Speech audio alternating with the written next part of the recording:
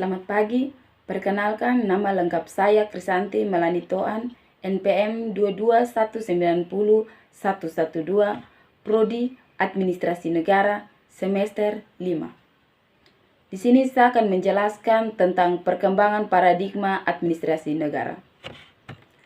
Dalam hubungannya dengan perkembangan ilmu administrasi publik, krisis akademis terjadi beberapa kali sebagaimana terlihat dari pergantian paradigma yang lama dengan yang baru. Nicholas Henry melihat perubahan paradigma ditinjau dari pergeseran lokus dan fokus suatu disiplin ilmu. Fokus mempersoalkan what of the field atau metode dasar yang digunakan atau cara-cara ilmiah apa yang dapat digunakan untuk memecahkan suatu persoalan. Sedangkan lokus mencakup where of the field atau medan atau tempat di mana metode tersebut digunakan atau diterapkan. Berdasarkan lokus dan fokus suatu disiplin ilmu, Henry membagi paradigma administrasi negara menjadi 5, yaitu paradigma pertama, dikotomi politik dan administrasi tahun 1900 sampai 1926. Untuk menandai periode ini adalah dipublikasikannya buku yang ditulis oleh Frank J. Goodnow dan Leonard D. White. Penekanan paradigma pertama adalah pada lokus atau tempat di mana administrasi negara seharusnya berada. Goodnow dan para pengikutnya berpendapat administrasi negara seharusnya memfokuskan diri pada birokrasi pemerintah. Goodnow mengungkapkan bahwa politik harus memusatkan perhatian terhadap kebijakan dari kehendak rakyat. Pemisah administrasi dan politik dimanifestasikan oleh pemisah antara badan legislatif yang bertugas mengekspresikan kehendak rakyat, badan eksekutif yang mengimplementasikan kehendak rakyat, dan yudikatif membantu legislatif menentukan tujuan dan merumuskan kebijakan. Paradigma kedua, prinsip-prinsip administrasi negara tahun 1927 sampai 1937. Fokus bidang ini yaitu keahlian dalam bentuk prinsip-prinsip administrasi ini bertambah luas. Lokus administrasi negara berlaku dimanapun karena prinsip adalah tetap prinsip dan administrasi adalah tetap administrasi. Setidaknya menurut persepsi paradigma kedua ini, literatur yang paling terkemuka adalah yang ditulis oleh Frederick W. Taylor, yaitu Principles of Scientific Management, dan berbagai karya Frank dan Lillian Gilbert. Sedangkan bila dihubungkan dengan konsep, jelas bahwa manajemen ilmiah kurang mempunyai pengaruh terhadap administrasi negara selama tahap ini.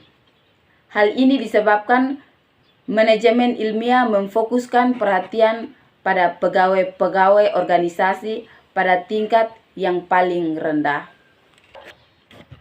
Paradigma ketiga, administrasi negara sebagai ilmu politik tahun 1950 sampai 1970. Sebagai akibat dari perhatian dan kritik-kritik konseptual yang mengalir, administrasi negara melompat ke belakang dengan serta-merta ke dalam induk disiplin ilmu politik. Hasilnya adalah diperbaharuinya kembali penentuan lokus yaitu birokrasi pemerintah, tetapi dengan demikian kehilangan fokusnya. Tahap penentu ketiga ini sebagian besar merupakan usaha menetapkan kembali kaitan-kaitan konseptual antara administrasi negara dan ilmu politik.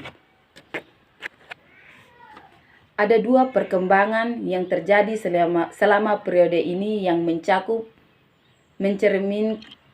mencerminkan adanya perbedaan dalam masalah cara mengurangi ketegangan antara para ilmu administrasi dan ilmu politik secara berangsur-angsur.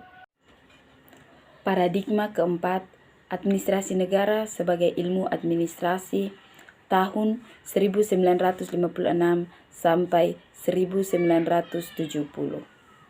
Di awal tahun 1960-an, pengembangan organisasi makin banyak mendapat perhatian sebagai bidang khusus ilmu administrasi.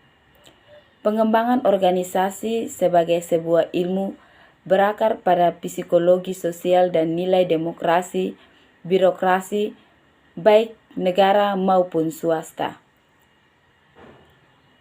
dan suaktualisasi para anggota perorangan dari organisasi. Karena nilai-nilai inilah pengembangan organisasi dipandang generasi muda ahli administrasi negara sebagai tawaran bidang riset yang sangat cocok dalam kerangka ilmu administrasi. Jika ilmu administrasi itu sendiri dianggap sebagai sebuah paradigma, maka administrasi negara pun akan berubah-ubah. Para ahli administrasi negara terpaksa menguasai lebih banyak teknologi manajemen agar mereka bisa lebih memahaminya dalam konteks pemerintahan. Ini akan menyingkirkan banyak pertimbangan nilai kecuali nilai efisiensi ekonomi, sehingga para ahli itu pun mulai berpikir secara filosofis, bukan lahir secara institusional, mengenai arti sesungguhnya kata negara dari administrasi negara. Paradigma kelima, administrasi negara sebagai administrasi negara, tahun 1970-an. Belum ada fokus bidang studi yang bisa disebut ilmu administrasi yang murni. Yang ada adalah teori organisasi yang selama 2,5 dasawarsa terakhir memuaskan perhatiannya perilaku orang-orang di dalamnya dan mengapa demikian, serta bagaimana dan mengapa keputusan dibuat. Sedikit saja kemajuan dalam menggambarkan lokus dari bidang studi tersebut, atau dalam menentukan apa relevan kepentingan umum, urusan umum, dan penentuan kebijakan umum. Bagi para ahli administrasi negara, meskipun begitu, bidang ini merupakan faktor-faktor sosial fundamental tertentu yang khas bagi negara-negara terbelakang sebagai lokusnya. Administrasi negara semakin menonjol bukan hanya karena diakui kalangan universitas sebagai bidang akademik yang tersendiri atau di banyak tempat, ilmu ini tidak hanya diajarkan sebagai sebuah jurusan, tetapi bahkan berupa sebuah perguruan tinggi tersendiri. Tapi bidang itu sendiri merupakan getaran semangat akademik dan merupakan isyarat awal dari perubahan sosial.